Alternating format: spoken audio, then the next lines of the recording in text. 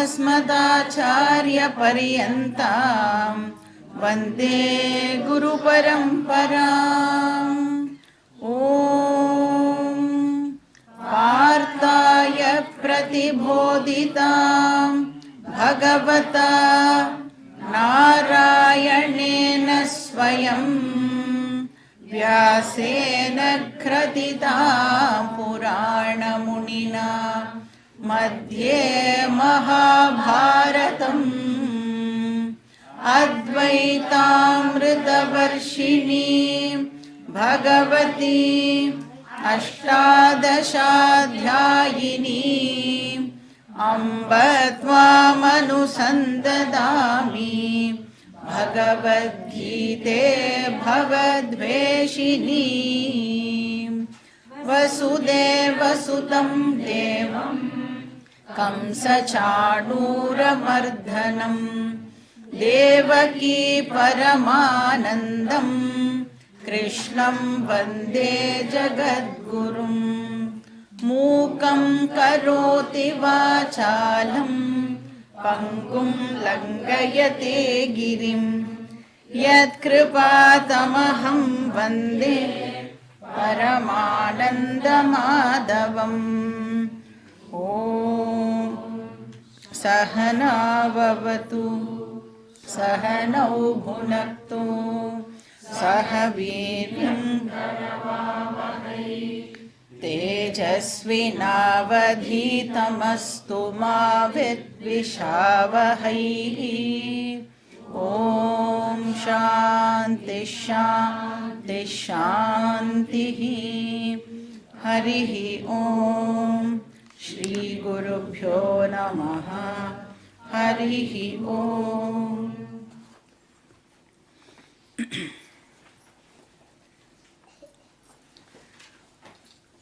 அர்ஜுனனோட சம்சாரா ப்ராப்ளமை கிருஷ்ணர் இப்போ சால்வ் பண்ணிட்டு இருக்கார். ஸோ அந்த ப்ராப்ளம்க்கு கிருஷ்ணர் இப்போது 3 ஆங்கிள்லேருந்து சொல்யூஷனை கொடுக்குறார் அப்படின்னு நாம் பார்த்துட்டு இருக்கோம். ஸோ இந்த தர்ம யுத்தத்தில் எப்படியாவது நீனு பார்ட்டிசிபேட் பண்ணி தான் ஆகணும் அப்படிங்கிறத 3 ஆங்கிள்லேருந்து கிருஷ்ணர் ஜஸ்டிஃபை பண்ணுறார். ஸோ என்னெல்லாம் அந்த 3 ஆங்கிள்ஸ் அப்படின்னா, ஃபஸ்ட்டு தத்துவ ஆங்கிள், ஆத்தியாத்மிக ஆங்கிள் ஆர் தத்துவ ஆங்கிள். இப்போ நம்ம தத்துவ போதத்தில் பார்த்தோம், தத்துவ விவேக கஹ அப்படின்னு ஒரு கொஸ்டின் அங்கே வந்தது. அப்போ தத்துவ விவேக கஹ அப்படின்னும் போது ஆத்தர் நம்மளுக்கு எப்படி அந்த விவேகத்தை சொல்லி கொடுக்குறார் அப்படின்னா, ஆத்மா அனாத்மா விவேகத்தை சொல்லி கொடுக்கறது மூலமாக நாம் அதை பார்த்தோம் இல்லையா. அதே தான் கிருஷ்ணரும் இங்கே ஃபஸ்ட்டு ஆங்கிள் என்ன அப்படின்னா, ஆத்மா அனாத்மா விவேகம். அப்படின்னா என்ன அர்த்தம்? ஆத்மாவோட நேச்சர் என்ன, அனாத்மாவுடைய நேச்சர் என்ன, அது ரெண்டுத்தையும் நம்ம தெரிஞ்சுட்டோன்னா நம்மளால் பிரித்து புரிஞ்சிக்க முடியும். நெக்ஸ்ட் லெவல் என்னது, நெக்ஸ்ட் ஆங்கிள் என்னது? Ethical angle. தர்ம ஆங்கிள், தார்மீக ஆங்கிள் அப்படின்னு சொல்லலாம். அங்கே என்ன பார்க்குறோம் அப்படின்னா, தர்ம அதர்ம விவேகம். எது தர்மம் எது அதர்மம் அப்படின்னு நாம் தெரிஞ்சுன்னு அதை பிரித்து பார்க்கறது. ஸோ அந்த ஆங்கிள்லேருந்து பார்த்தாலும் தர்மப்படி நீ சண்டை போட்டு தான் ஆகணும் அப்படின்னு சொல்கிறார். ஏன்னா அது தர்ம யுத்தம். லாஸ்ட்டாக லௌகீக ஆங்கிள்.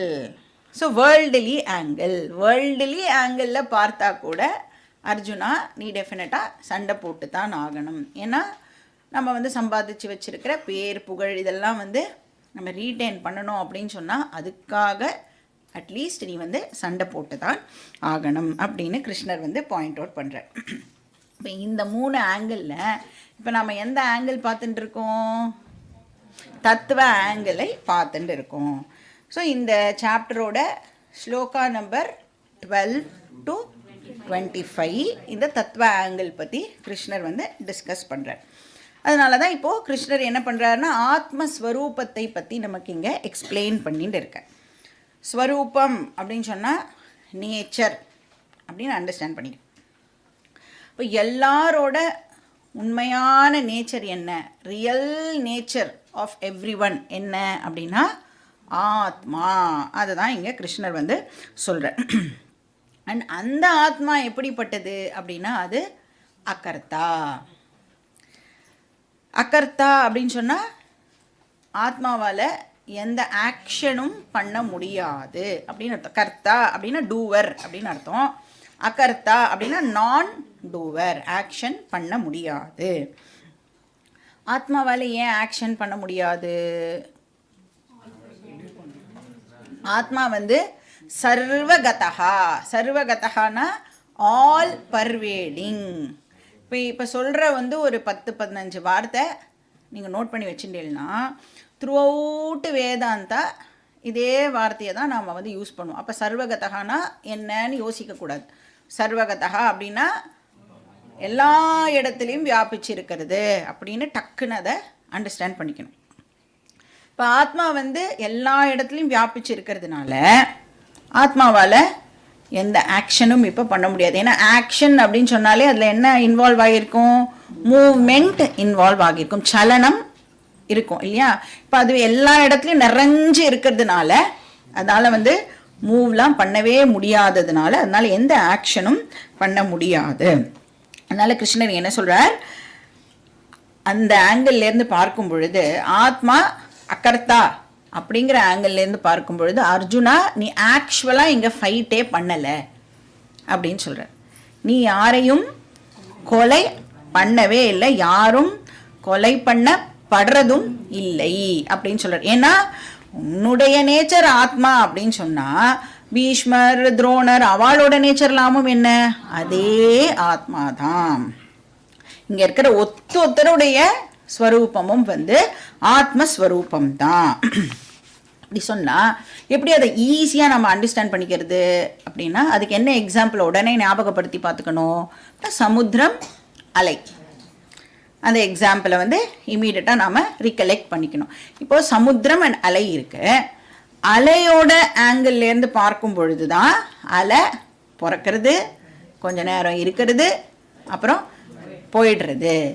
ஆனால் அலையோட கண்டென்ட் இருக்கே, அலைக்குன்னு ஒரு சப்ஸ்டன்ஸ் இருக்கே, அலையோட எசன்ஸ் இருக்கே, அதனுடைய ஆங்கிள்லேருந்து பார்க்கும் பொழுது அலை பிறக்கவே இல்லை. ஜலத்துடைய ஆங்கிள்லேருந்து இப்போ நம்ம பார்த்தோம்னா அது பிறக்கிறதும் இல்லை, இறக்கிறதும் இல்லை. ஸோ இப்படி நாம் அதை அண்டர்ஸ்டாண்ட் பண்ணிக்கலாம். ஸோ தத்துவ ஆங்கிள்லேருந்து பார்க்கும் பொழுது ஆத்மா அகர்த்தா, அதனால் நீ இப்போ சண்டை போடவே இல்லை அப்படின்னு வந்து கிருஷ்ணர் இங்கே அர்ஜுனன் கிட்ட சொல்கிறார். அப்போது யாருமே ஆக்சுவலாக இங்கே அழியறதே இல்லை. யாரும் பிறக்கவும் இல்லை, யாரும் அழியறதும் இல்லை. அதை தான் இங்கே சொல்கிறேன். இப்போது இந்த மாதிரி ஃபீச்சர்ஸ் எல்லாம் நம்ம அண்டர்ஸ்டாண்ட் பண்ணிக்கணும்னா ஆத்மாவை பற்றி எக்ஸ்பிளைன் பண்ணினா தானே நம்மளால் வந்து இதெல்லாம் அண்டர்ஸ்டாண்ட் பண்ணிக்க முடியும். அதனால கிருஷ்ணர் இப்போ ஆத்மாவுடைய ஒரு ஃபீச்சரையாக எடுத்து நம்மளுக்கு எக்ஸ்பிளைன் பண்ணிட்டு இருக்கார். அப்போ 12வது ஸ்லோகத்தில் வந்து என்ன பார்த்தோம், ஆத்மா அழியறதே கிடையாது அப்படின்னு பார்த்தோம். என்ன அர்த்தம், அழியறதே கிடையாதுன்னா எப்பவும் அது இருக்கும், எப்பவுமே இருக்கும் அப்படின்னா அது நித்தியம். அப்போ நித்தியம் அப்படின்னு சொன்னால் பாஸ்டில் இருந்தது, ப்ரெசண்ட்டில் இருக்கு, ஃப்யூச்சர்லேயும் இருக்கும்.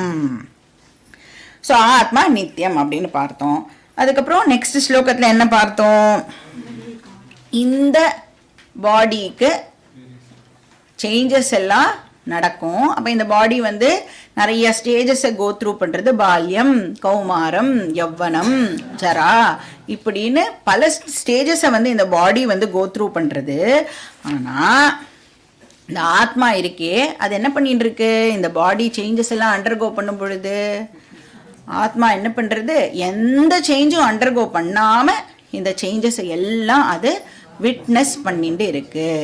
ஸோ எப்படி சொல்கிறோம் இதை, நான் தான் இப்போ என்ன சொல்கிறேன், என்னை பற்றி பேசும்பொழுது நான் என்ன சொல்கிறேன், நான் குழந்தையாக இருக்கும்போது எப்படி இருந்தேன் தெரியுமா அப்படின்னு சொல்கிறேன்.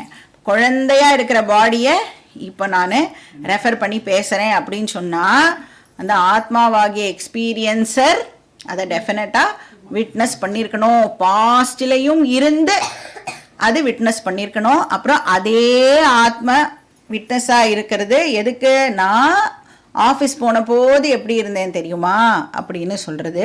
அப்புறம் இப்போ நான் எப்படி இருக்கேன் தெரியுமா, என்னால் எந்த வேலையும் இப்போது பண்ண முடியல, ஆஃபீஸ் போன போது ஓடி ஓடி வேலையெல்லாம் பார்த்தேன், இப்போ கரண்ட்டாக என்னால் கிளாஸுக்கே வர முடியல, உட்கார்ந்தா எழுந்துக்க முடியல, எழுந்துண்டா உட்கார முடியல அப்படின்னு இந்த பாடியோட சேஞ்சஸை நான் சேஞ்சே ஆகாமல் விட்னஸ் பண்ணுறதுனால தானே என்னால் எல்லாத்தையும் ரிப்போர்ட் பண்ண முடியறது. பாஸ்ட்லேயும் நான் இருந்தேன் ஆத்மாவா, ப்ரெசண்ட்லேயும் நான் இருக்கேன், ஃப்யூச்சர்லேயும் நான் இருப்பேன்.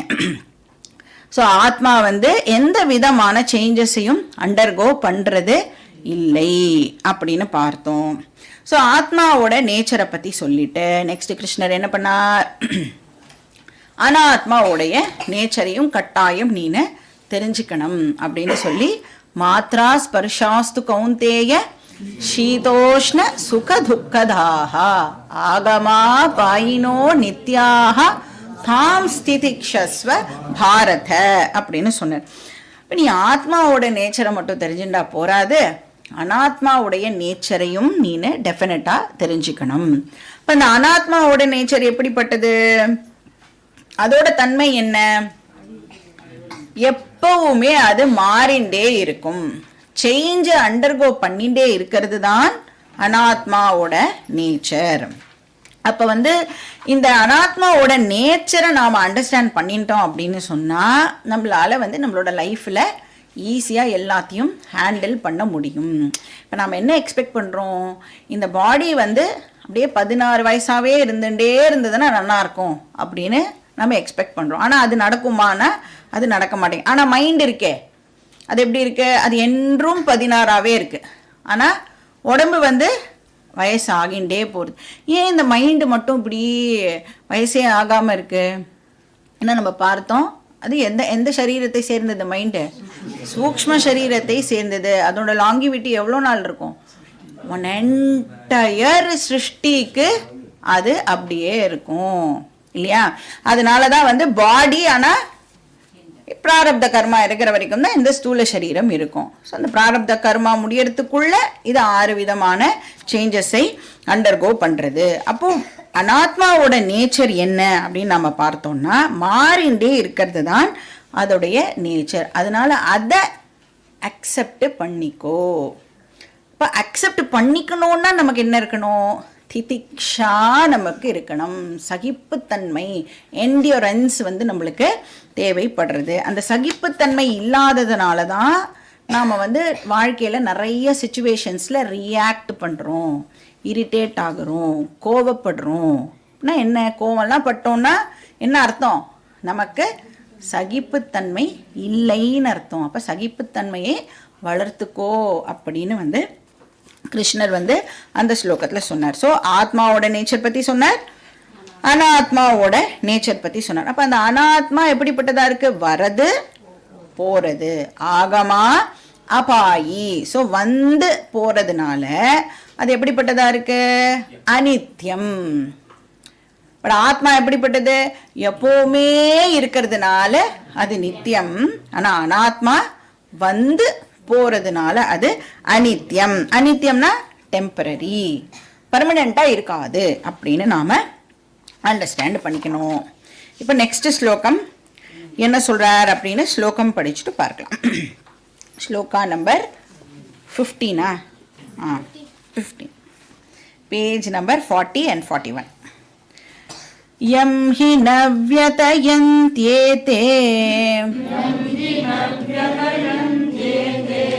புருஷம் புருஷர்ஷப சமதுக்க சுகம் தீரம் சோம்ருதத்வாய கல்பதே.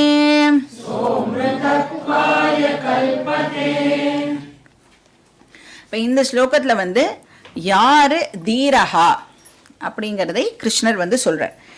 தீரஹா அப்படின்னு சொன்னால் சண்டை போடுறதுல வீரன் இல்லை, அந்த தீரஹா பற்றி இங்கே கிருஷ்ணர் சொல்லலை.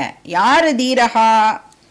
யாருக்கு பிரித்து பார்க்கிற சக்தி இருக்கோ அவனே தீரஹா. எதை பிரித்து பார்க்கணும்? இப்போ எதையெல்லாம் என்னால் மாற்ற முடியும், எதையெல்லாம் என்னால் மாற்ற முடியாது அப்படின்னு பிரித்து பார்க்கிற சக்தி யாருக்கு இருக்கோ அவனை கிருஷ்ணர் வந்து தீரஹா அப்படின்னு சொல்கிறார். இப்போ சில விஷயங்களை வந்து நாம் கொஞ்சம் எஃபர்ட் போட்டோம் அப்படின்னு சொன்னால், கொஞ்சம் பிரயத்தனப்பட்டோம்னா நம்மளோட வழிக்கு கொண்டு வந்துடலாம். அப்போ அந்த எஃபர்ட் போடுறதுக்கு பகவான் நம்மளுக்கு சக்தியை கொடுக்கணும். சில விஷயங்கள் நம்ம தலை கீழே நின்னாலும் மாற்றவே முடியாது. அப்போ அந்த இடத்துல என்ன நடக்கணும்? நம்மளுக்கு அந்த மாற்றவே முடியாத விஷயத்தை அப்படியே அக்செப்ட் பண்ணிக்கிற மனப்பக்குவத்தையும் அந்த பகவான் தான் நமக்கு கொடுக்கணும்.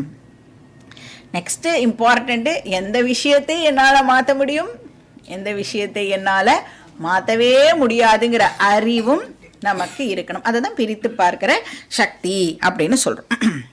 இல்லைன்னா என்ன பண்ணிடுவோம் அப்படின்னா, ஒரு விஷயத்தில் ஏதோ கஷ்டப்பட்டு இருக்கோன்னு வச்சுக்கோங்களேன், அதை கொஞ்சம் ட்ரை பண்ணால் மாற்றி கஷ்டத்துலேருந்து நம்ம வந்து அந்த ஃப்ரீடமை எடுத்துக்கலாம்.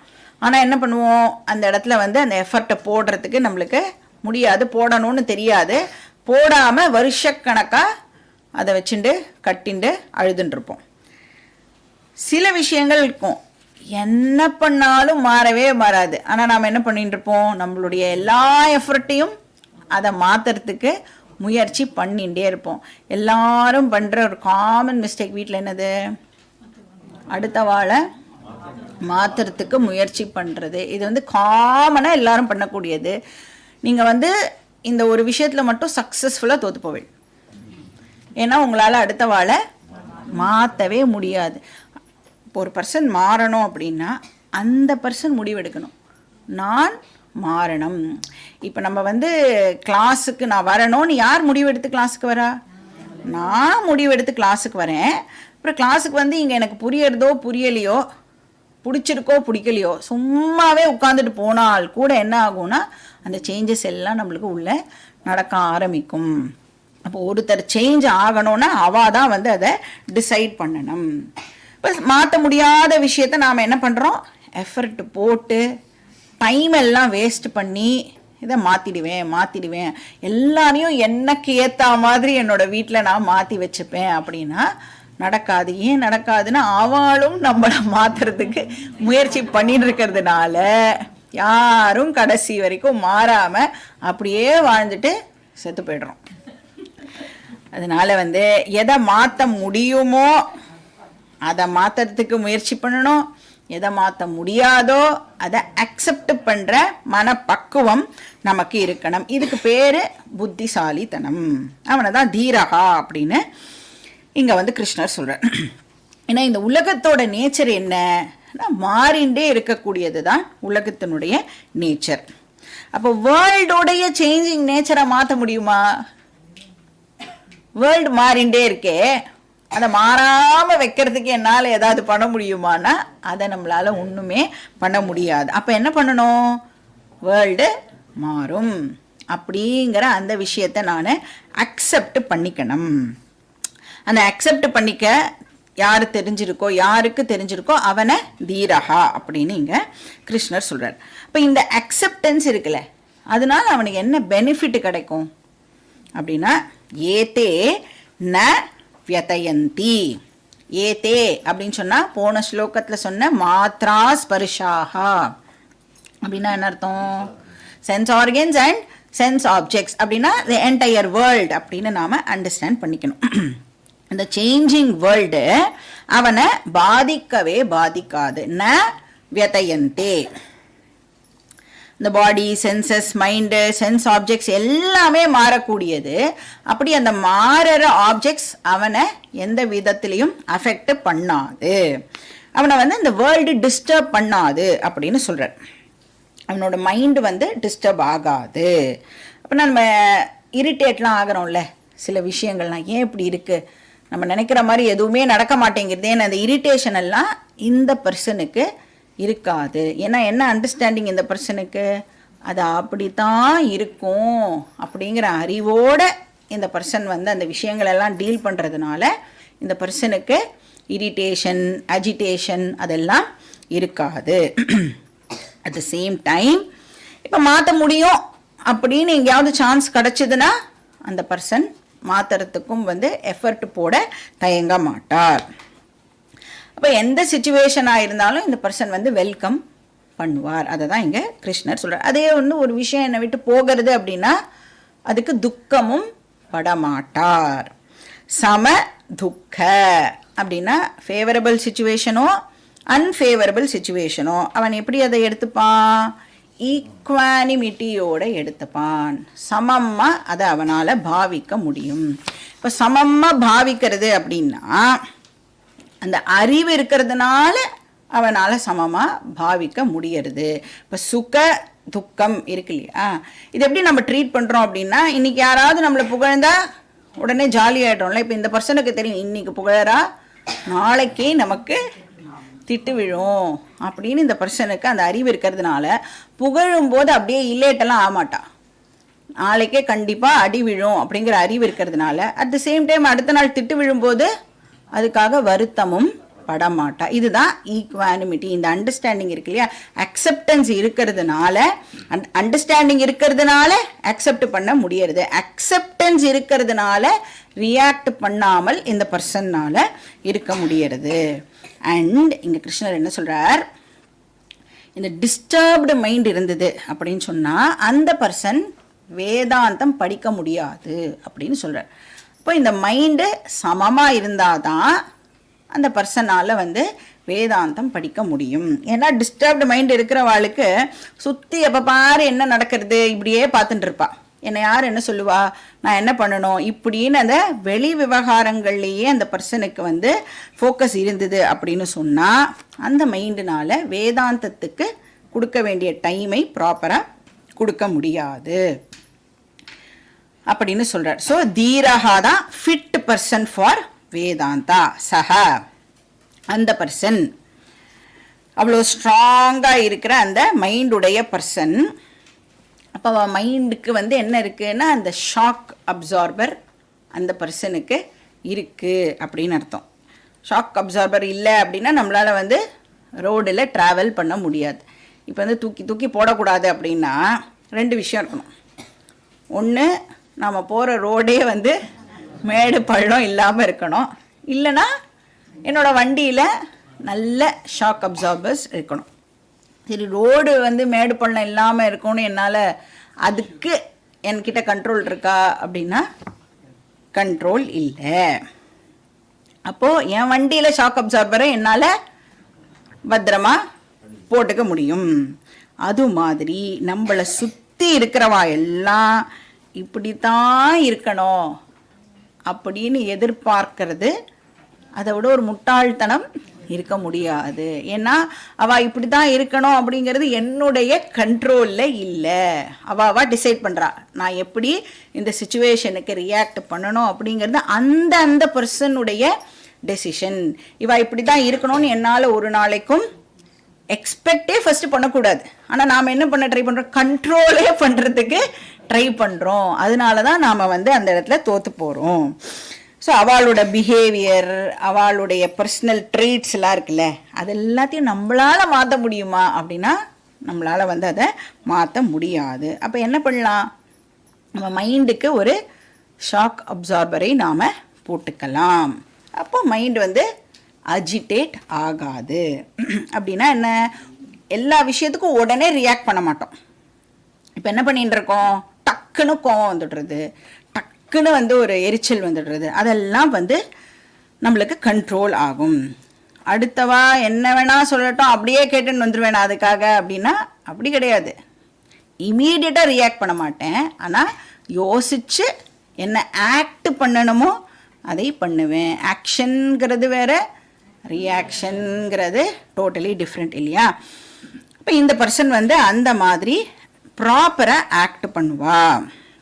இப்போது இந்த கோவம்லாம் வருதுன்னு சொல்கிறோம்ல, கோவத்தோட இன்டென்சிட்டிலாம் குறையும். அக்செப்டன்ஸ் இருந்ததுன்னா கோவத்தோட இன்டென்சிட்டி குறையும். அப்புறம் அந்த ஒரு கோவத்துக்கும் இன்னொரு கோவத்துக்கும் நடுவில் இருக்கிற கேப் வந்து இன்க்ரீஸ் ஆகும். குறையணுமா இன்க்ரீஸ் ஆகணுமா கேப்? ஏன்னா உத்தமே க்ஷணகோபஸ்யாத் மத்தியமே घटिकाद्वयम् अधमे स्यात् अहोरात्रम् पापिष्टे மரணாந்தகா. உத்தம புருஷன், ஒரு மெச்சோர்டு பர்சனுக்கு எவ்வளோ நேரம் கோபம் நீடிக்கும்? க்ஷண நேரத்துக்கு தான். அந்த நேரம் அதுக்காக கோவமே படாமல் இருப்பாளா தீரகானா? கோவம்லாம் படாமலாம் இருக்க முடியாது. அது ஒரு இமோஷன். மைண்ட் அப்படின்னா எல்லா விதமான இமோஷன்ஸும் தான் இருக்கும். ஆனால் இம்மீடியட்டாக அவளால் அதுலேருந்து வெளியில் வந்துட முடியும். மத்தியம மீடியாக்கர் பர்சன் எவ்வளோ நேரத்துக்கு கோவத்தை வச்சுட்டு இருப்பா? கட்டிகா துவயம், ஒரு 2 மணி நேரம், 1 மணி நேரத்துலேருந்து 2 மணி நேரம் வரைக்கும் அந்த கோவமானது இருக்கும். அதம பர்சனுக்கு அஹோராத்திரம், ஒரு நாள் முழுக்க அந்த கோவத்தை அவள் வந்து கேரி ஃபார்வர்ட் பண்ணுவாள். இப்போ நம்மளுக்கு ஆஃபீஸ்லலாம் ஏதாவது பிரச்சனை வந்ததுன்னா எங்கே வந்து நம்ம அந்த கோவத்தை காமிப்போம்? ஆஃபீஸில் மேனேஜரை திருப்பி பேசுகிறதுக்கு நம்மளுக்கு தைரியம் கிடையாது. உடனே அதெல்லாம் எடுத்துன்னு வந்து வீட்டில் பாவம் இல்லை, எல்லோரும் சும்மா தேமேன்னு உட்காந்துட்டு இருப்பான், அவளை வந்து போட்டு திட்ட வேண்டியது. பாப்பிஷ்டே மரணாந்தகா. யார் பாப்பி?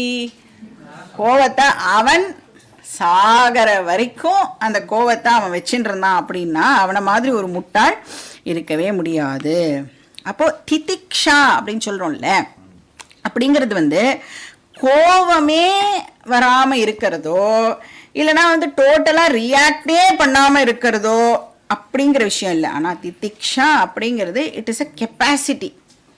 நம்மளுடைய மைண்டுக்கு அந்த சிச்சுவேஷன்ஸை ஹேண்டில் பண்ணுற கெப்பாசிட்டிக்கு பேர் திதிக்ஷா. அப்போ தான் நம்மளுக்கு வந்து இந்த மாதிரி சின்ன சின்ன விஷயங்களுக்கெல்லாம் நம்மளோட டைம் அண்ட் எஃபர்ட்லாம் போட்டுகிட்டே இருந்தால் எப்போ அந்த மைண்டை வேதாந்தம் படிக்கிறதுக்கு உள்ள செலுத்த முடியும் இல்லையா? அதனால் இதுக்கெல்லாம் இந்த பாக்கி விஷயங்களுக்கெல்லாம் திதிக்ஷாவை நாம் டெவலப் பண்ணிக்கணும் அப்படின்னு இங்கே வந்து கிருஷ்ணர் சொல்கிறார். சக கல்பத்தே. கல்பத்தே அப்படின்னு சொன்னால் குவாலிஃபைடு ஆர் அடைகிறான் அப்படின்னு எடுத்துக்கலாம். எதை அடைகிறான்? அமிர்தத்வாய. அமிர்தத்துவம்னா மோக்ஷம். அந்த இன்டெலிஜென்ட் பர்சன் தீராக தான் செல்ஃப் நாலெட்ஜுக்கு தகுதியான பர்சன் அப்படின்னு இங்கே கிருஷ்ணர் சொல்கிறார். அவனே ஆத்ம வித்யாவுக்கு தகுதியான பர்சன் அப்படின்னு சொல்கிறார். அடுத்த ஸ்லோகம் படிச்சுட்டு பார்க்கலாம். ஸ்லோகா நம்பர் 16. நாசதோ வித்யதே பாவஹ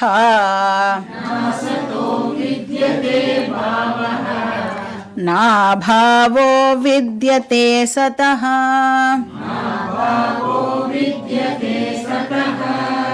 உபயோரபி திருஷ்டோந்தஹ வனயோஸ்தத்வதர்ஷிபிஹ.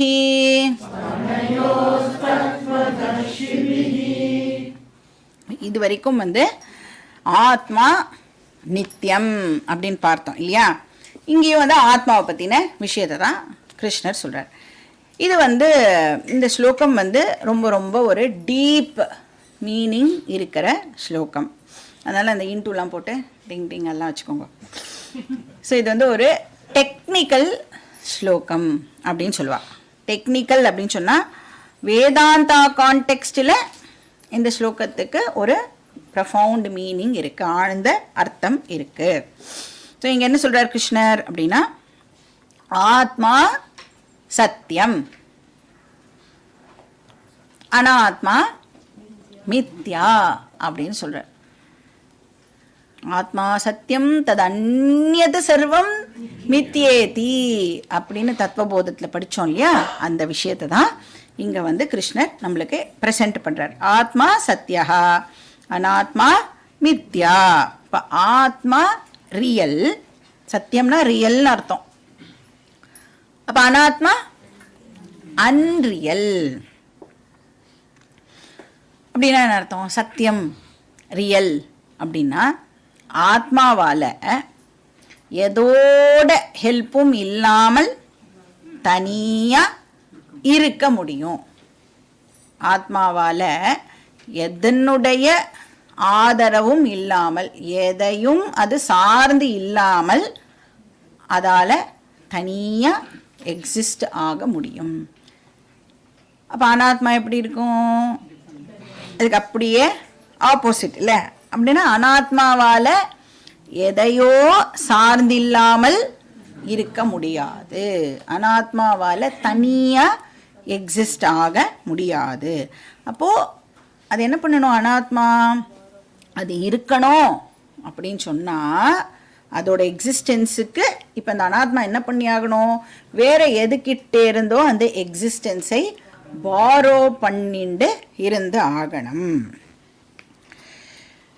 இப்போ இந்த ஸ்லோகத்தோட ஜென்ரல் அர்த்தத்தை பார்த்துட்டு நாம் வேர்டு மீனிங்க்கு போகலாம். இப்போ நம்ம எந்த ஒரு பொருளை எடுத்துட்டாலும் அதுக்குன்னு ஒரு தன்மை இருக்கும், ஒரு நேச்சர் டெஃபினட்டாக அதுக்கு இருக்கும். அப்போது அந்த பொருள்கிட்டே இருந்து அந்த நேச்சரை நம்மளால் பிரிக்கவே முடியாது. பிரிக்க முடியாமல் ஏதோ ஒன்று இருக்கோ அதை தான் நேச்சர் அப்படின்னே நம்ம சொல்கிறோம். கரெக்டாக? ஒரு பொருள் இருக்குது, அந்த பொருளுக்குன்னு ஒரு தன்மை இருக்குது. அந்த தன்மையை அந்த பொருள்கிட்டேருந்து நம்மளால் செப்பரேட்டே பண்ண முடியாது. அதுக்கு தான் நம்ம அதை ஸ்வரூபம் அப்படின்னு சொல்கிறோம். நேச்சர், ஸ்வரூபம். அது மாதிரி எந்த ஒரு பொருளும் என்ன பண்ணுறது அப்படின்னா தற்காலிகமாக கொஞ்ச நேரத்துக்கு வேறு ஒரு பொருள்கிட்டேருந்து சிலதை கடன் வாங்கி கொஞ்ச நேரத்துக்கு இருக்கும்.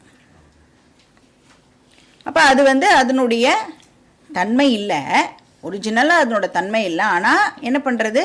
கொஞ்ச நேரத்துக்கு வேறு எதுக்கிட்டே இருந்தோ சில ஃபீச்சர்ஸ் எல்லாம் கடன் வாங்கி கொஞ்ச நேரத்துக்கு இருக்கும். அப்போ அந்த மாதிரி கொஞ்ச நேரத்துக்கு மட்டும் அதுக்கிட்ட சில ஃபீச்சர்ஸ் இருந்தது அப்படின்னா அதை நாம் தற்காலிகமான ஸ்வரூபம் அப்படின்னு சொல்கிறோம். R incidental nature. இன்சிடென்டல்னா தற்காலிகமாக கொஞ்ச நேரத்துக்கு மட்டும் அப்படின்னு அண்டர்ஸ்டாண்ட் பண்ணிக்கலாம். இப்போது ஒரு பொருளுக்கே அந்த தன்மை இருந்தது அப்படின்னு சொன்னால் அது இன்ட்ரின்சிக் நேச்சர். அதுக்கிட்டேருந்து அதை பிரிக்கவே முடியாது. சான்ஸ்கிரிட்டில் சொல்லணும்னா ஸ்வாபாவிக தர்மம். ஸ்வபாவமாக அப்படிலாம் சொல்லுவோம்ல, அதை பிரிக்கவே முடியாதுன்னு சொல்கிறோம்ல. அப்போது பிரிக்கவே முடியாத தன்மை ஸ்வாபாவிக தர்மா. கொஞ்ச நேரத்துக்கு மட்டும்தான் இருக்கும் அப்படின்னா அதுக்கு பேர் ஆகந்துக தர்ம அப்படின்னு பேர். இன்சிடென்டல் நேச்சர் ஆர் ஆகந்துக தர்ம. ஸ்வாபாவிகனா ஒன்ஸ் ஓன் அப்படின்னு அர்த்தம். ஆகந்துக அப்படின்னா கடன் வாங்கப்பட்டது, வெளியிலிருந்து வந்தது. அப்போ எது ஒன்று ஸ்வாபாவிகமாக இருக்கோ அது ஆல் த டைம் இருந்துகிட்டே இருக்கும், எப்போவுமே அது இருந்துகிட்டே இருக்கும். ஆனால் எது இன்சிடென்டலோ, ஆகந்துக்கம் அப்படின்னு சொன்னாலே என்ன அர்த்தம்? போகக்கூடியது அப்படின்னு அர்த்தம். இப்போ ஒரு எக்ஸாம்பிள் சொன்னால் ஈஸியாக உங்களுக்கு புரிஞ்சிடும். இப்போ நம்ம ஒரு பாத்திரம் எடுத்துக்கலாம். பாத்திரத்தில் ஜலம் வச்சுருக்கோம். இப்போ அந்த ஜலத்தை நான் ஹீட் பண்ணணும், சூடாக்கணும். அப்போ நான் என்ன பண்ணுவேன்? அந்த பாத்திரத்தை வெரி குட் அடுப்பு மேலே எடுத்து வைப்பேன். ஸோ அடுப்பில் என்ன இருக்கும்? நெருப்பு இருக்கும். ஸோ பாத்திரம் இருக்குது, பாத்திரத்தில் ஜலம் இருக்குது. அப்புறம் நம்ம இப்போ அந்த ஜலத்தை சூடு பண்ணுறோம். இப்போ நம்ம என்ன பண்ணலாம்?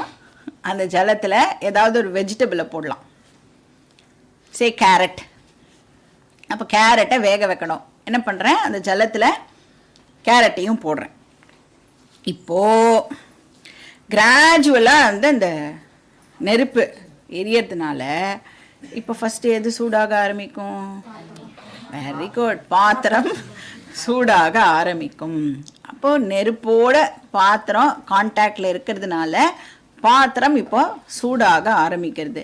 நெக்ஸ்ட்டு ஜலம் வந்து இப்போ சூடாக ஆரம்பிக்கும். ஏன்னா ஜலம் பாத்திரத்தோட கான்டாக்டில் இருக்கிறதுனால ஜலம் இப்போ சூடாக ஆரம்பிக்கிறது. நெக்ஸ்ட்டு கேரட்டு வந்து இப்போ சூடாக ஆரம்பிக்கும். ஏன்னா கேரட்டு ஜலத்தோட கான்டாக்டில் இருக்கிறதுனால கேரட் இப்போ சூடாக ஆரம்பிக்கும். சரி, இப்போ ஜலம் ஏன் சூடாக இருக்குன்னு சொல்கிறோம்? பாத்திரம் சூடாக இருக்கிறதுனால ஜலம் சூடாக இருக்கு. பாத்திரம் ஏன் சூடாக இருக்கு?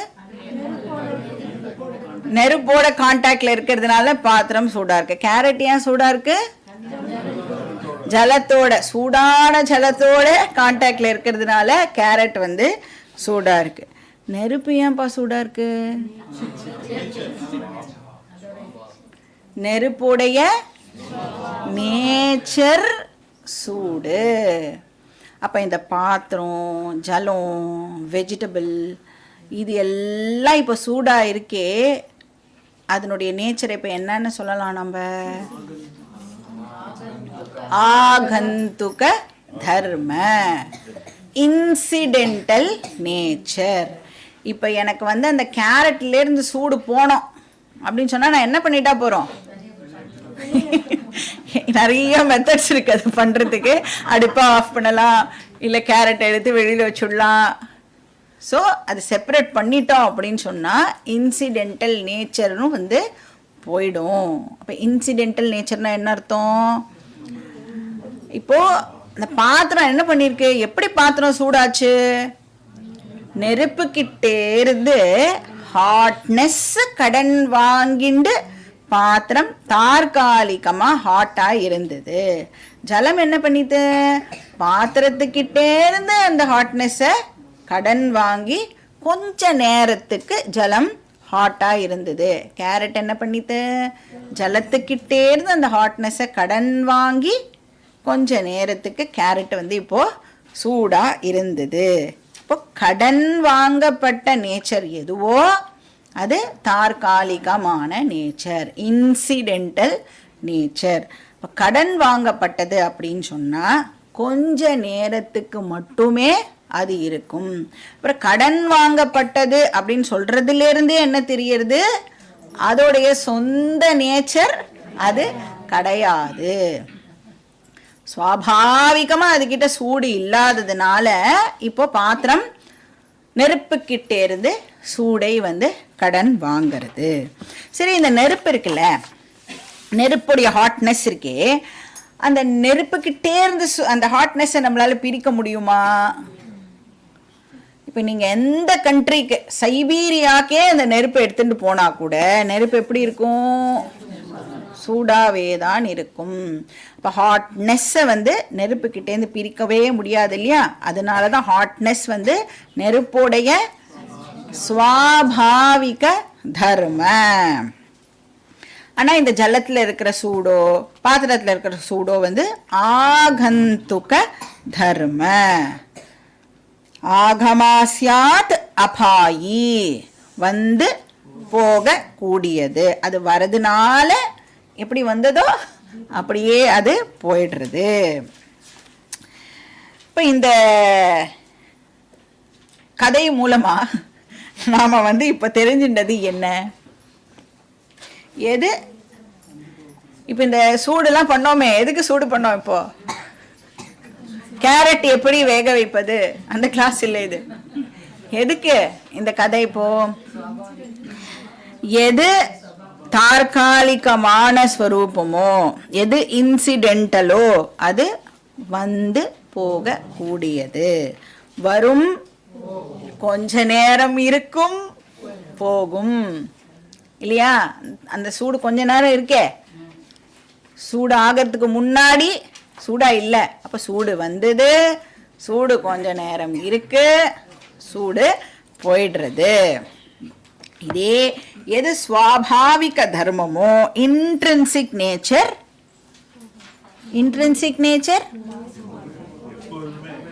வரதும் இல்லை போறதும் இல்லை. ஸ்வாபாவிக தர்மா வரதும் இல்லை போறதும் இல்லை. ஆகந்துக தர்மா வரது, கொஞ்ச நேரம் இருக்கு அப்புறம் போயிடுறது. இப்போ ஸ்வாபாவிக தர்மா ந ஆகச்சதி ந கச்சதி, வரதும் இல்லை போறதும் இல்லை. இதை நாம நன்னா ஞாபகம் வச்சுக்கணும். இந்த பிரின்சிபிளை யூஸ் பண்ணி தான் நாம் இப்போ இந்த வேர்ல்டு பற்றி தெரிஞ்சுக்க போகிறோம். இந்த உலகத்தில் இருக்கிற எதை எடுத்துட்டாலும், எனி திங், எதை வேணாலும் எடுத்துக்கோங்க, அது எப்படிப்பட்டதாக இருக்கு? அழியக்கூடியதாக இருக்குது. உலகத்தில் இருக்கிற எந்த ஆப்ஜெக்டை எடுத்துட்டாலும் அது அழிவுக்கு உட்பட்டதாக இருக்குது. அப்படின்னா டெம்பரரியாக மட்டும்தான் அவைலபிளாக இருக்குது. அதனால அனித்தியம், கரெக்ட், அனித்தியம் அப்படின்னு சொல்கிறோம். அனித்தியம்னா டெம்பரரி, கொஞ்ச காலத்துக்கு மட்டும்தான் அது இருக்கு. அப்படின்னா லிமிட்டட் டைமுக்கு மட்டும்தான் அது அவைலபிளாக இருக்கு. இப்போ இந்த உடம்பு பர்மனண்டா டெம்பரரியா? இம்பர்மனண்ட் இல்லை, அனித்தியம். ஏன்? டேட் ஆஃப் பர்த்துக்கும் டேட் ஆஃப் டெத்துக்கும் நடுவில் மட்டும்தான் இந்த உடம்பு அவைலபிளாக இருக்கும். டேட் ஆஃப் பர்த்துக்கு முன்னாடி இந்த உடம்பு இல்லை, டேட் ஆஃப் டெத்துக்கு அப்புறம் இந்த உடம்பு இருக்க போகிறது இல்லை. அப்போ டிஓபி டு டிஓடி கல்லறையில் எழுதி வச்சிருப்பாள்ல, தோற்றம் மறைவு, அந்த பீரியடுக்கு மட்டும்தான் அவர் வாழ்ந்தார், உடம்புடன் வாழ்ந்தார் அப்படின்னு நாம அண்டர்ஸ்டாண்ட் பண்ணிக்கிறோம் இல்லையா? அந்த நேரத்துக்கு மட்டும்தான் இந்த சரீரம் அவைலபிள். இதுலேருந்து என்ன சொல்லலாம்? எந்த ஒரு அனித்தியமான பொருளும் கொஞ்ச காலத்துக்கு மட்டுமே எக்ஸிஸ்டன்ஸை என்ஜாய் பண்றது. எனி அனித்திய பொருள், அனித்தியம்னா என்ன அர்த்தம்? வரும், இருக்கும், போயிடும் அப்படின்னு சொல்றோம். அதான் அனித்தியம். அப்ப அந்த கொஞ்ச காலத்துக்கு இருக்குல்ல, அப்ப அது இருக்கணும் அப்படின்னு சொன்னா அது இப்ப என்ன பண்ணி ஆகணும்? அந்த கொஞ்ச காலத்துக்கு இருக்கிறதுக்கே அது இப்ப என்ன பண்ணி ஆகணும்? வேற எதுக்கிட்டே இருந்தோ கடன் வாங்கித்தான் அது கொஞ்ச காலம் இருந்து ஆகணும். அப்ப கொஞ்ச காலம் மட்டும் அது எக்ஸிஸ்டன்ஸை என்ஜாய் பண்றது. எக்ஸிஸ்டன்ஸ்னா என்ன அர்த்தம்? இருக்கிறது அப்படின்னு அர்த்தம். கொஞ்ச காலம் மட்டும் அது எக்ஸிஸ்டன்ஸை என்ஜாய் பண்றது அப்படின்னு சொன்னா அந்த எக்ஸிஸ்டன்ஸ் அதோட ஒரிஜினல் நேச்சர் கிடையாது. அப்ப அது என்ன பண்றது? எக்ஸிஸ்டன்ஸை வேற எதுக்கிட்டே இருந்தோ பாரோ பண்ணிண்டு கொஞ்ச காலம் எக்ஸிஸ்ட் ஆகி அது மறைஞ்சு போயிடுறது. அப்போ அந்த எக்ஸிஸ்டன்ஸை அது எதுக்கிட்டே இருந்து பாரோ பண்றது. அனித்தியமான விஷயங்கள் கொஞ்ச காலம் மட்டும்தான் இருக்கு அப்படின்னு சொன்னா, இருக்குன்னா எக்ஸிஸ்ட் ஆகிறது அப்படின்னு அர்த்தம். அது கொஞ்ச காலம் எக்ஸிஸ்ட் ஆகிறது அப்படின்னு சொன்னா அந்த எக்ஸிஸ்டன்ஸ் அதோட இன்ட்ரின்சிக் நேச்சரா இருக்க முடியாது. ஏன்னா கொஞ்ச காலம் மட்டும்தானே இருக்கு. கொஞ்ச காலம் மட்டும்தான், தற்காலிகமா மட்டும்தான் அது இருக்கு அப்படின்னு சொன்னா அந்த எக்ஸிஸ்டன்ஸ் ஆர் இருப்பு அப்படிங்கிறது அதோடைய சுவாபாவிக தர்மமா இருக்க முடியாது. அப்ப அதோட சுவாபாவிக தர்மம் இருக்கிறது இல்லை அப்படின்னு சொன்னா இப்ப அது வேற எதுக்கிட்டே இருந்தோதான் அதை கடன் வாங்கணும். எதுக்கிட்டே இருந்து கடன் வாங்கிறது? எதனுடைய நேச்சரே எக்ஸிஸ்டன்ஸோ அதுக்கிட்டே இருந்து கடன் வாங்கிறது. எதனுடைய நேச்சர் எக்ஸிஸ்டன்ஸு? எது ஒன்று எப்பவுமே இருந்துட்டே இருக்குமோ, எப்பவுமே ஒன்று இருந்துகிட்டே இருக்கும் அப்படின்னா அதை தான் நித்தியம் அப்படின்னு நாம் சொல்கிறோம். இப்போ நித்தியமாக ஒன்று இருந்துகிட்டே இருக்கணும்னா அதோட நேச்சரே என்னவா இருக்க முடியும்? இருக்கிறது தான் அதோடைய நேச்சர். இப்போ நெருப்பு எப்பவுமே சூடாக இருக்கு அப்படின்னு சொன்னால் சூடு அதுதான் வந்து நெருப்புடைய நேச்சர். அப்போது ஒரு விஷயம் எப்பவுமே இருந்துட்டே இருக்கும் அப்படின்னு சொன்னால் அதோட நேச்சர் என்னவா இருக்கணும்? இருக்கிறது தான் அதோடைய நேச்சராக இருக்கணும். எக்ஸிஸ்டன்ஸ் தான் அதோடைய நேச்சராக இருக்கணும். அப்போ அந்த எக்ஸிஸ்டன்ஸுக்கிட்டேருந்து அனாத்மா என்ன பண்ணுறது? தற்காலிகமாக கடன் வாங்கி கொஞ்ச காலம் இருந்துட்டு மறைஞ்சு போயிடுறது. இப்போ அந்த இருப்பை எதுக்கிட்டேருந்து பாரோ பண்ணுறது அனாத்மா? Very good. ஆத்மா கிட்டேருந்து இருப்பை பாரோ பண்ணுறது. அப்போ ஆத்மாவோட நேச்சரே என்னது? இருக்கிறது தான் அதோடைய நேச்சர்.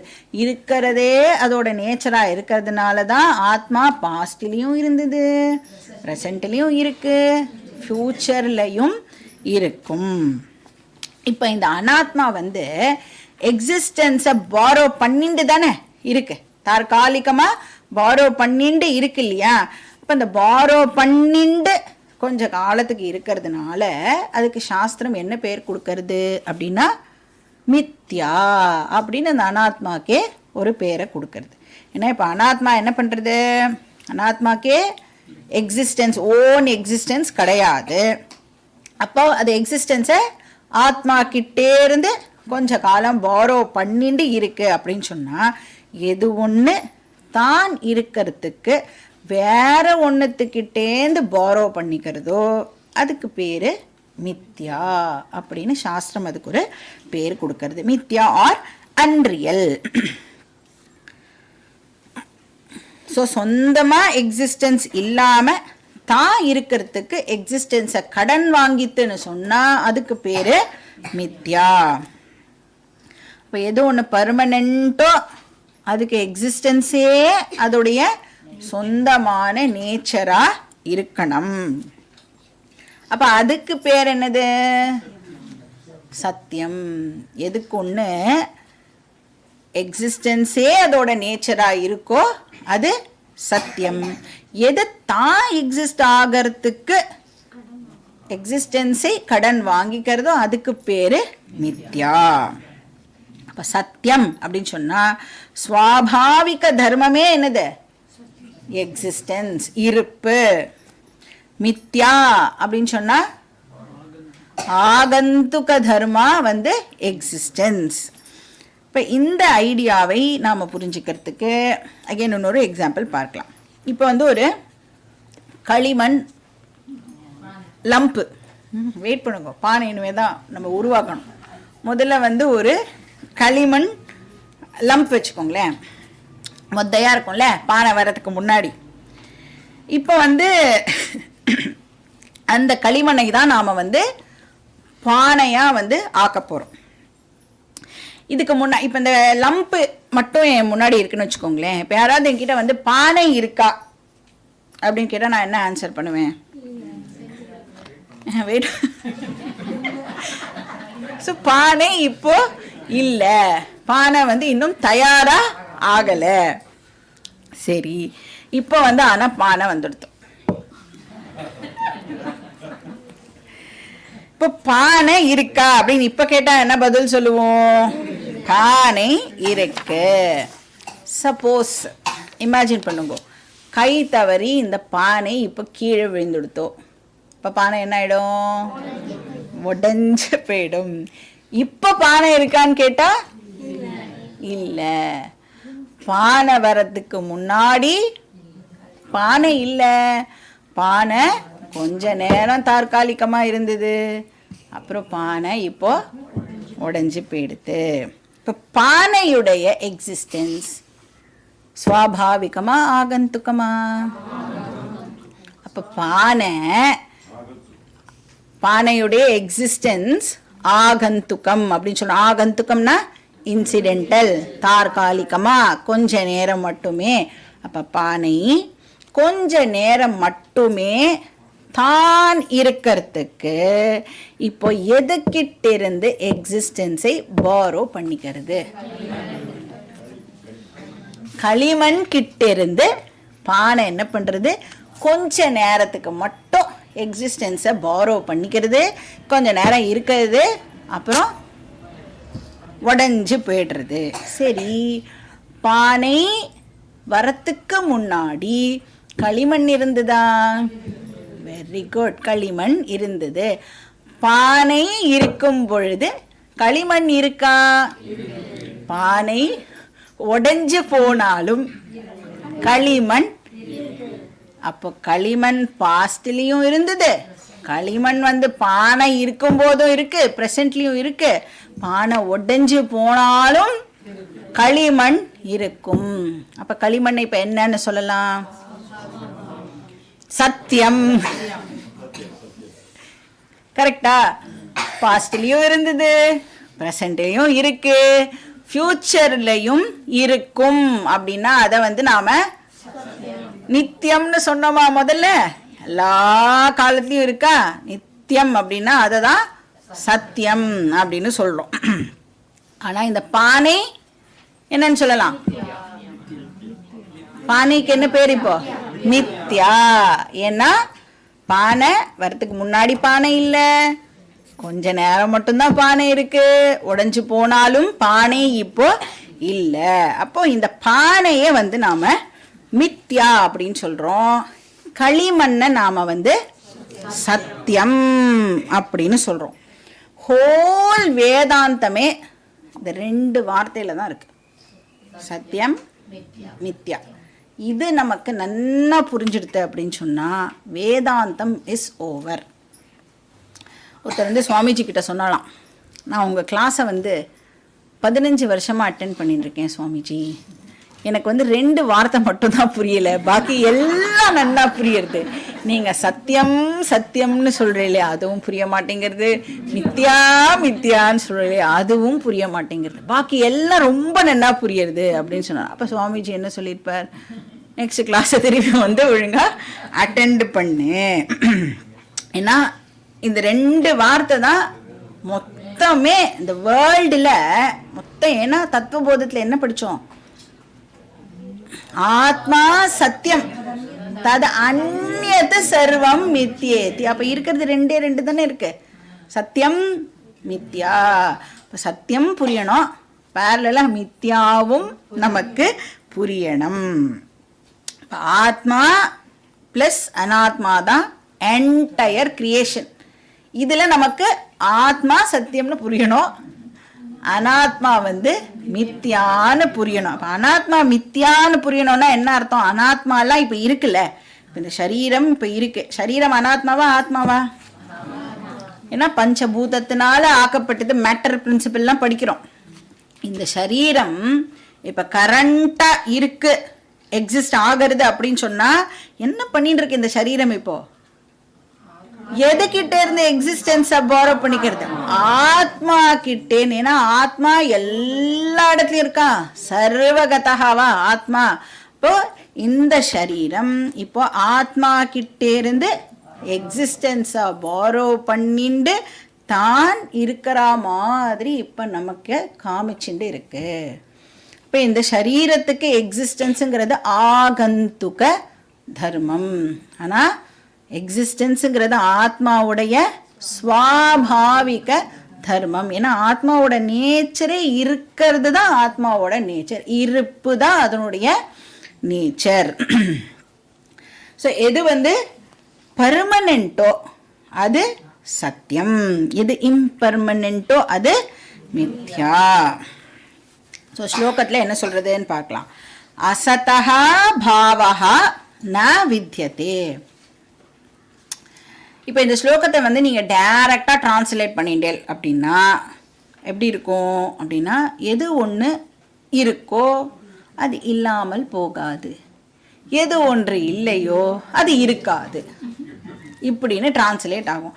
அதனால தான் சொல்கிறது நீங்களாக எடுத்து ஸ்லோகத்தெல்லாம் படிக்கக்கூடாது. இப்போ எவ்வளோ விஷயம் இருக்குது இந்த ஸ்லோகத்தில், இதெல்லாம் படிச்சுட்டு தான் இந்த ஸ்லோகத்துடைய அர்த்தத்தையே நாம் பார்க்கணும். ஸோ அசதா பாவஹா ந வித்யதே. பாவஹா அப்படின்னு சொன்னால் இன்ட்ரின்சிக் நேச்சர் அப்படின்னு அர்த்தம், எக்ஸிஸ்டன்ஸ். அதோடைய இன்ட்ரின்சிக் நேச்சர் என்னது? எக்ஸிஸ்டன்ஸ், இருப்பு. ந வித்யதே. அசத்தஹா அப்படின்னா மித்யா வஸ்து அப்படின்னு அர்த்தம். அசத்தஹா அப்படின்னா இம்பர்மனன்ட் வஸ்து. இப்போ பார்த்த எக்ஸாம்பிள்ல மித்யாக்கு கீழே எதை போடணும் நம்ம? பானை. இப்ப பானைக்கு நேச்சுரலா எக்ஸிஸ்டன்ஸ் இருக்கா? இல்லை. அப்ப என்ன சொல்றார்? மித்யா வஸ்துக்கு எக்ஸிஸ்டன்ஸ் நேச்சுரலா இல்லை அப்படின்னு சொல்றார். அதோட ஒரிஜினல் நேச்சர் எக்ஸிஸ்டன்ஸ் இல்லை. சதஹா அபாவஹா ந வித்யதே. அபாவஹான நான் எக்ஸிஸ்டன்ஸ்னு அர்த்தம். சதஹான சத்தியம் அப்படின்னு. அசத்தஹான மித்யா, சதஹான சத்தியம். அந்த சத்தியம்க்கு இல்லைங்கிற நேச்சர் இல்லைன்னு சொல்றார். சத்தியம், சத்தியமோட நேச்சர் என்னது? இருப்பு தான் அதோட நேச்சர் இல்லையா? அப்ப இங்க என்ன சொல்றார்? சத்தியம்க்கு இல்லைங்கிற நேச்சர் இல்லை.